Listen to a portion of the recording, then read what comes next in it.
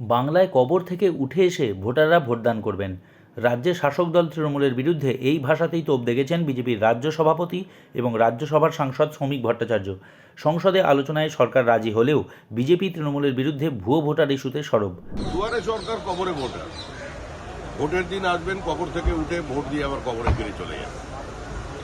যারা ওই দিন প্রিসাইডিং অফিসার থাকবেন, যদি ভূতের ভয় থাকে আগেই ওঝা টোঝা নিয়ে যাবেন, কারণ ভূত ভোট দিতে আসবে। ফাঁকা জমি, ফাঁকা প্লট, সেখানেও ভোটারের নাম তোলা আছে। এগিয়ে বাংলা।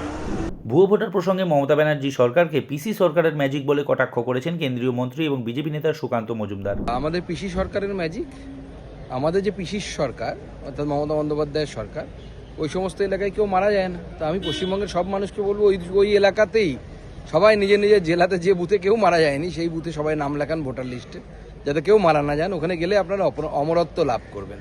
এদিকে শ্রমিক ভট্টাচার্যের বিরুদ্ধে সরব হয়েছে তৃণমূল। দলের লোকসভা সাংসদ কল্যাণ ব্যানার্জি বলেছেন, বাংলাকে চেনেন না শ্রমিক ভট্টাচার্য।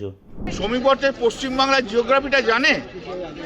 শ্রমিক ভট্টাচার্য তো বসে থাকে কলকাতা শহরে, আর শ্রমিক ভট্টাচার্য তো একটা রাজ্যসভার ব্যাকডোর অ্যাপয়েন্টি এমপি। তো ও শ্রমিক ভট্টাচার্য কবে থেকে পশ্চিমবাংলায় জানলো? তৃণমূলের বিরুদ্ধে যেখানে ভুয়ো ভোটারদের ব্যবহার করার অভিযোগ করেছে বিজেপি, সেখানে তৃণমূলের দাবি নির্বাচন কমিশনকে ব্যবহার করছে বিজেপি ও কেন্দ্রীয় সরকার।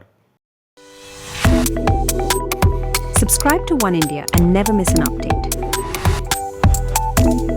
Download the One India app now.